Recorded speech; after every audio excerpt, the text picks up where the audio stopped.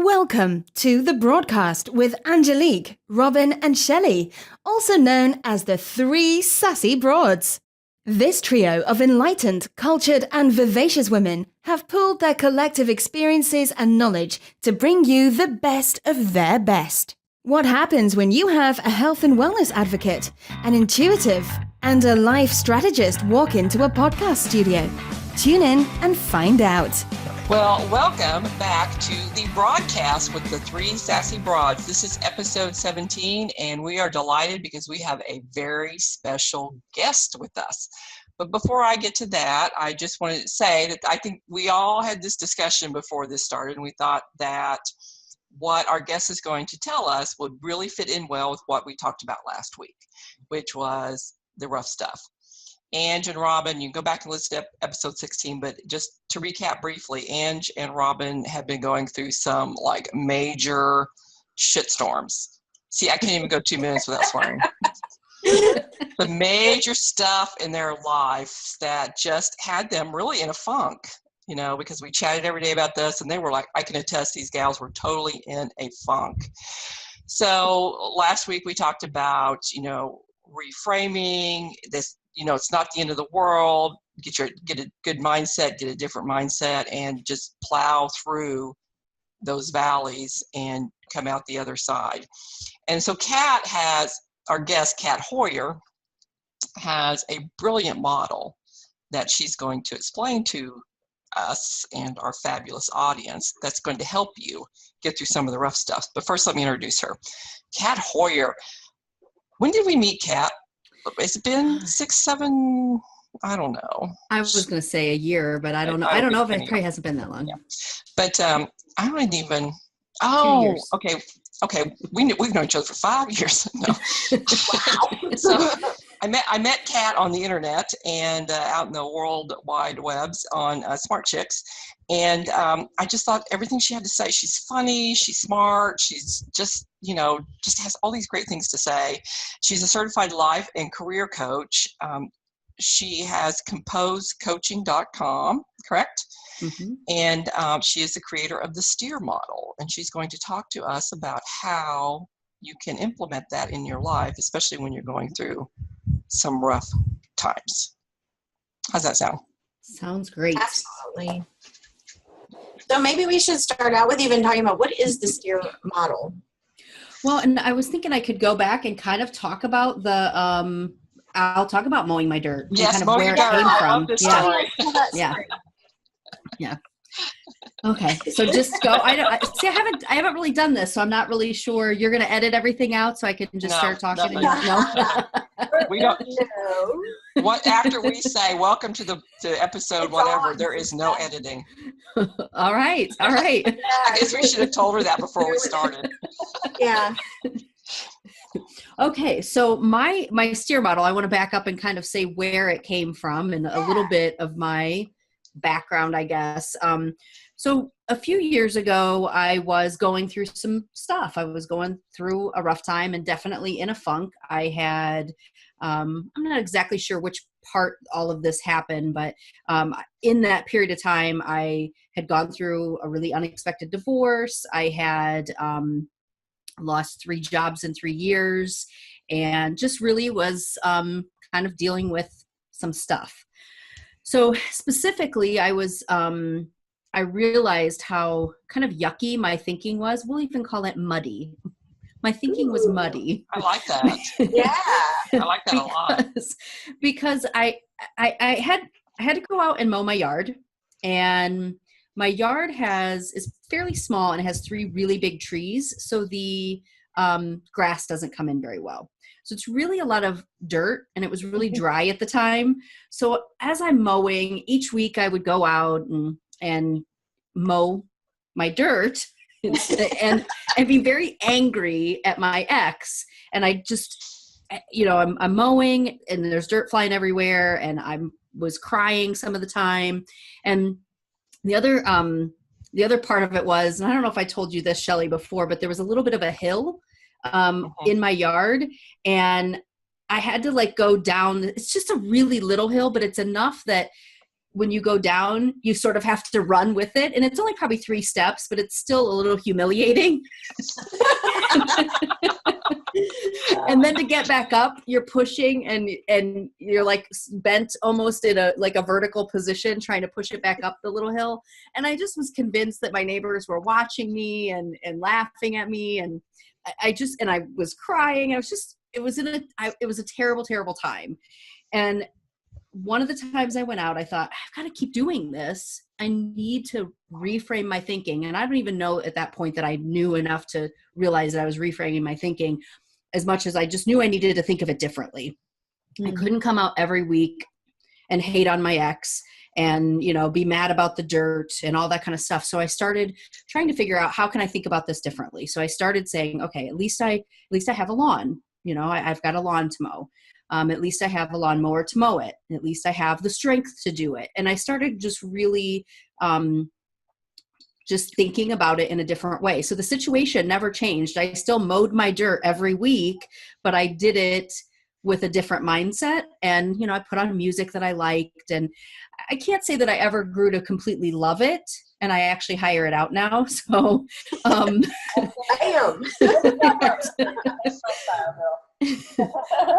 but I stopped crying, so that was a good thing. And I just, so really that really opened an entire new world for me of being able to just think about something a little bit differently. And it really made me realize I can choose my thoughts. I always thought thoughts were involuntary and that I didn't have an option. I can't help it. That's just what I think.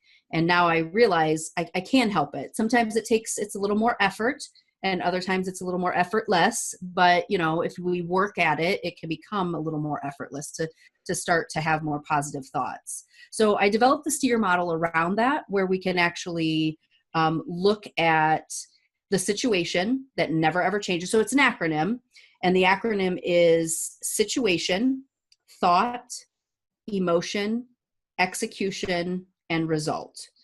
So the situation never changes. So the situation with me mowing my lawn, that never changed. I still had to go out every single week and do that.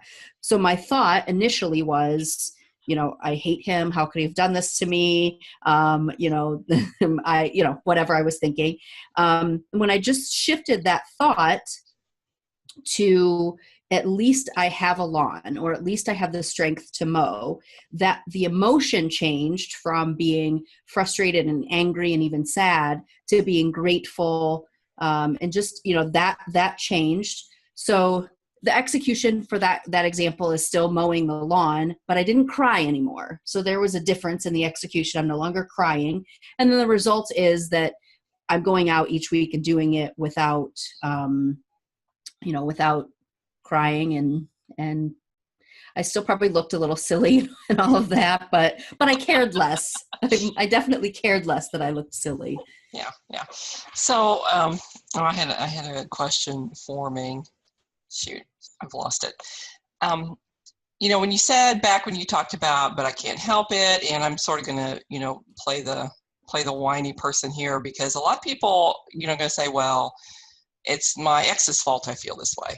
It's my, if only I could do this, or if only I could do that. I mean, there's a lot of people that like to sort of wallow in that self-pity, which, I did for a long time. So how do you get someone out of that? Do you have to get out of that first, or does that model just sort of take you through that process of getting out of that sort of whiny phase, if that makes any sense? It does. The model gets you out of that whiny phase, because you're choosing that thought. So you're choosing the thought of it's his fault that's going on. But I like to think it's other people's fault. Well, to be honest here. Do you know what? And that's a really, really good point, because if someone likes to think that, they have to want to change this thought. Mm-hmm. I guess that's where I was sort of getting with that question, is that, the first thing is you have got to decide that I've had enough, time hating on my ex. If I don't stop this, I'm never going to move on with my life. Right. So that's, you definitely have to get to a place where you're ready to do that. And the good thing is, when people come to me, they're ready to do that. You know, if they're coming to me, then they're in a place where they're ready to. Good So point. I do have a lot of people who want to chit chat with me. Hey, can I chat with you a little bit, Kat? Because they know I'm a life coach, and they're not ready to change their thoughts yet. And that's a completely, you know, different ball of wax. And I can listen, but I don't really offer anything up at that point. Yeah. I think even with the actually, I mean, having that, if you know enough to have the acronym where you start looking at the steps, I mean, it seems like you almost can't help but then choose to work on it. Otherwise, you wouldn't even apply you wouldn't even have that idea. Does that make sense? It's like just to even start with the steer model, as soon as you start out with a situation, you're automatically forced, I think, to then evaluate that situation. Like, okay, what is my situation? And then without hesitation, blurt it out exactly how you feel in that particular moment. Where is my focus? It's this is because your situation, once you reframed it, changed. But in that moment, and all of us in whatever crazy, horrible moment, it's just, here's my situation. And then automatically, before you even go anywhere else with it, how do you, what other ways could I look at this situation? Is there any other way to look at that situation? And man, I imagine if you can't see, then you aren't ready yet to go to the next step, are you? Right. Yeah. And there are people who just aren't ready to go to that next step. They really do. They need to wallow in it. Like I needed to wallow in it for a while. I needed to get to a point where I was sick of it. And there were times that I thought I was over it and I've moved on. And then I realized, no, I haven't. I'm still, blaming and all of those things. And I'm still crying while I'm mowing my dirt with my boobs because I can't push it up. That's what I picture. When you're going up the hill, it's like, I have to use my boobs. I don't know about you, but mine was going down the hill where I was like, why didn't I wear a sports bra? I shouldn't have to wear a sports bra to mow. All you big boobed gals. Oh yeah. I was going to say that, one of the things I really like about this model, being a life coach myself, and working on basically those same concepts is, moving somebody from one extreme to the other. Now, you can't do that by all of a sudden saying, okay, I'm just going to think happy thoughts, all that other stuff I had, shush, out with that. You can't. I mean, that's just not really feasible. Right. It also skips important processes, and that is going to that neutrality. So I really like that you said, listen, my ex sucks, but I have, I got the house, or whatever, I have this lawn. That's neutral, basically. Yes, you can be grateful in there and live, kind of just survive in that gratitude, and again, that puts you in sort of a neutral place where you're not hating, you're not loving, but you are not ruminating on the negative. So I love that. I love that you provided those examples that shows that neutrality is actually really the next step. Right. And what I say with the situation is take it and put it in the palm of your hand and just look at it and don't assign any meaning to it. Now, if you start to assign meaning to it, like if you say, do I have to watch my mouth? No. If you say my asshole ex did this, then you're applying some type of meaning and judgment to it. So you really have to sometimes you have to pull back layers in order to get it to that place of neutrality, like you're saying. And then once you do that, it really is about sort of peeling back the layers and even realizing what I am thinking and which thought, because a lot of times we have 3 or 4 thoughts about a specific situation, and you can see which thoughts are creating which emotions. So, if I'm saying that, I shouldn't have to be doing this, that is creating resentment. So that's the emotion that's coming up there. So you can really see, and then you can start to figure out then what do I need to think? And it can't be, you can't come up with these far-fetched things that don't have some truth to them. But, for me, I found some truth in at least my legs are strong enough to do this. So then I start feeling better about that. So. And that's actually very empowering too, when you look and say something specific about yourself. That is good. Because again, it may be sort of neutral, but at the same time, that's an empowerment statement as well. So that actually does kind of double duty. Right. I love that word neutral because I hadn't thought of it as that. Because now, I mean, for those of you who know my story, I was a mess for a long time. And now I can just, most things. I mean, there are still some things I get righteously indignant about and stay that way for a long time. But most things now, I think the big things, I just look at and I'm like, it's nothing. I don't assign anything to it. And I'm going to tell our audience, if I look at myself, 6-7 years ago and myself today, learning to take these thoughts, make them neutral, assign a different pattern in your life, I promise you, it's a hell of a lot better than staying stuck in that crap that you're in. I mean, I know it's difficult, and I know you're going to say, well, but, if only, whatever. It's this process, but it's made a tremendous difference in my life. I cannot imagine going back to mowing the dirt and crying. Yeah, isn't it Right. weird to look back at yourself from, it doesn't even have to be as dramatic of a situation as you were in, but just even looking back over, 3, 4, 5, 7, 10 years, the different mindset patterns that we go through our entire life, which, really we should be, we're having experiences, we're having things that should shape and grow us. And I mean, it's really important to be able to look back and say, okay, this happened, wow, but yay, where am I now? Or if you're not where you want to be, okay, what could I do different? Because the way I've always looked at stuff is like, time is going to pass no matter what. You can stay stuck in one spot. Yep, you totally could do that. But, if you're wanting to get to a certain point, even a little tiny bit of progress is still progress. Mm-hmm. We all agree on that. And then if 2 years pass, well, at least you're not still where you were in the sand, stuck wherever. You're at least a little bit closer to whatever goal that it is that you're wanting. So. Heck yeah, even awareness, having that awareness is a good first step because you can't change anything that you're not aware of. Bingo. Mm-hmm. Bingo. You win the Twinkie. No Twinkies. No Twinkie. That just popped into my head, Ange. I'm so sorry. But I can have bacon. Yeah, there we go. You win a pound of bacon. Yay!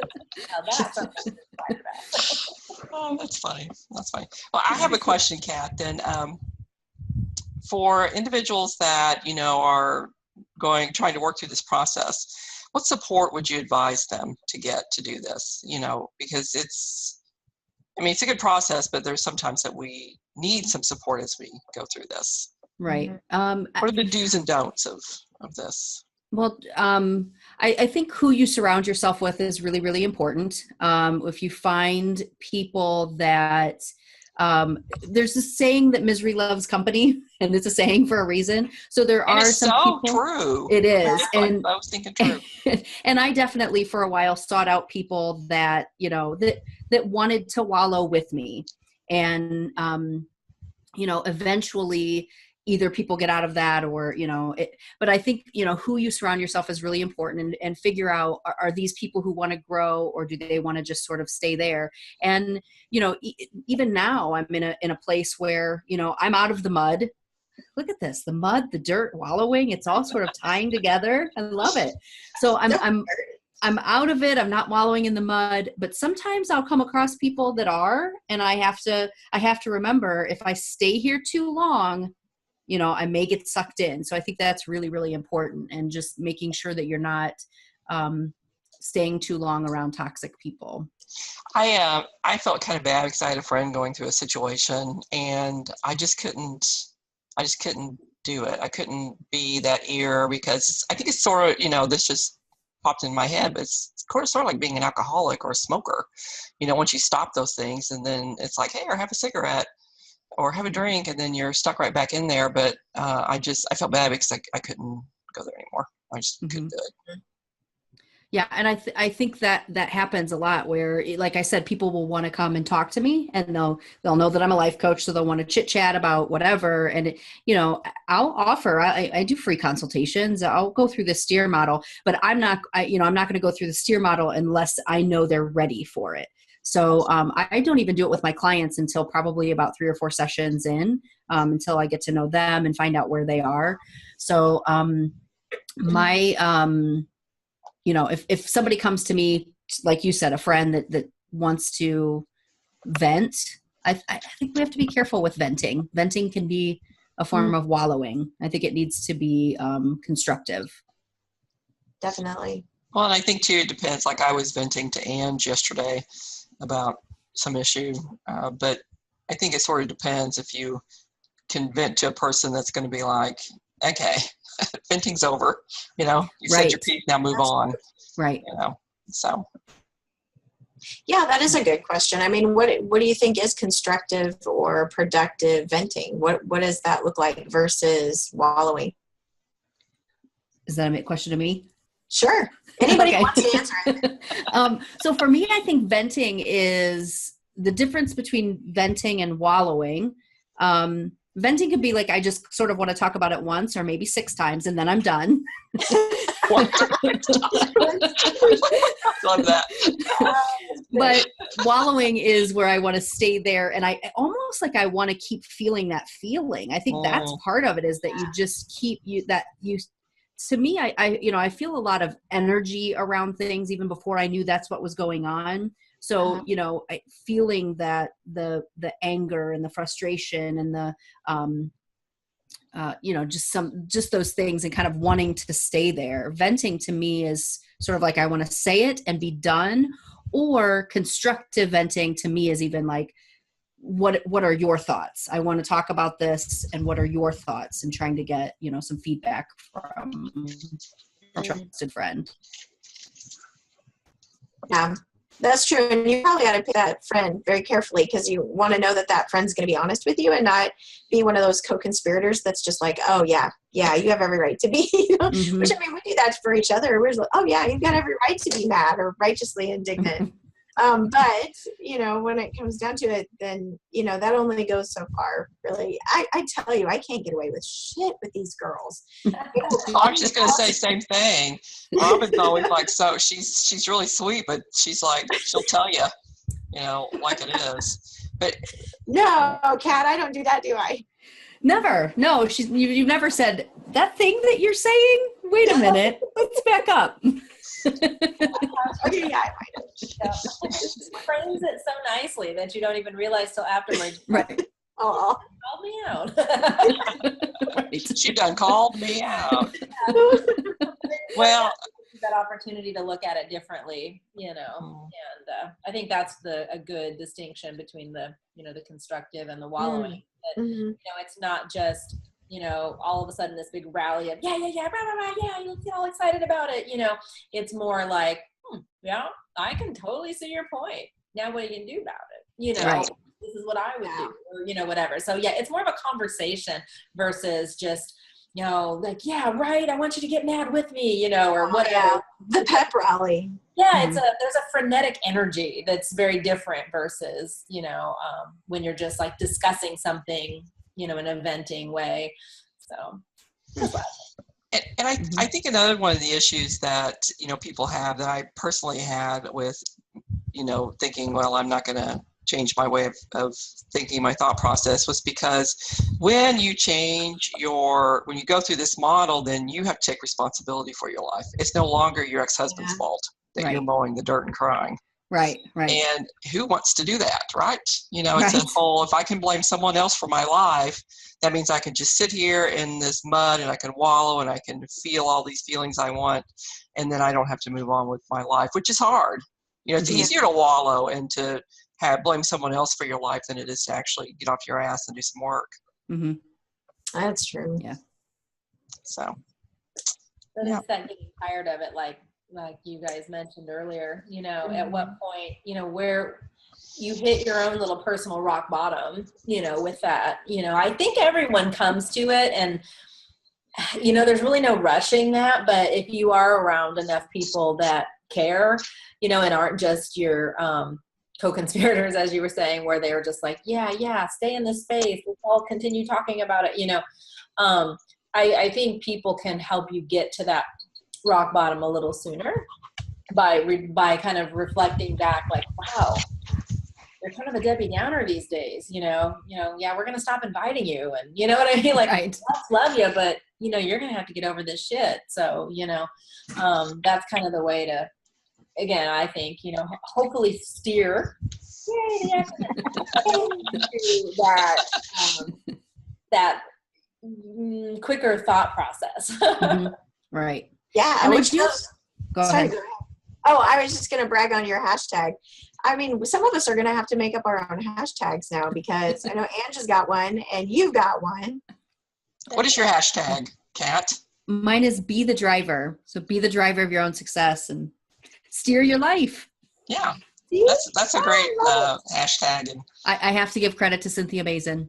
oh, She knew my steer model, and she came up with it, and I absolutely fell in love. And it's, it definitely changed things for me, because it's sort of, to your point, Shelley, once you realize this, you have to take responsibility. And get in the driver's seat, be the driver, like realize my life is going to go in the direction that I say it's going to go in. And if I'm stalled, it's my fault. Now we're gonna do a bunch of car analogies. We're out of the mud. Now we're in the driver's seat. Well, you're in the mud, you're just spinning your wheels, right? Like, Right. yeah, that's a good point. Well, I Right. think you and Ange, both said the word empowering, and once you take that control, it is very empowering. And Mm-hmm. I mean, who wouldn't want to be empowered in their lives? I mean, it's easy for me to say because I've come from such a drastic place, but it's a much better place to be. I can't say that enough, kiddos. Quit wallowing. Right. Get out Get of out the your mud. rut. Kiddos. Is that your hashtag? I'm working on editing my book, and I actually had a line in there that said, don't drinking and despair leads to tragedy or something. And I think I actually said drinking and despair, kiddos. But no, I took that out. Kiddos is not my hashtag. Oh, okay. So, yeah. Listen here, kiddos. I'm kind of bossy. We need that. We really need that. We need a slave driver everyone. So, Kat, we're going to have to wrap up our episode here. Are there some things that you would like to reiterate, or anything else you would like to say to our audience? Well, Or where they can find you? Okay. Any Yeah, words of wisdom to leave us with? well, words of wisdom. I don't know. I've got words of wisdom every single day on social media. I've got words. Big words. I've got big words. Fancy words. Got words for everybody. You all get words.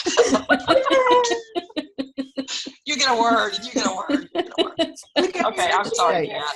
We're sorry. So We're sorry. I have, no, it's okay. I have, so every day I do a quote of the day, and some of them are my own, some of them are from other people. They do come from a pretty organic place. I do like a morning devotional meditation where I look for quotes that I feel the universe has given me that's going to speak to people. So I do that on Facebook, Instagram, Twitter, LinkedIn.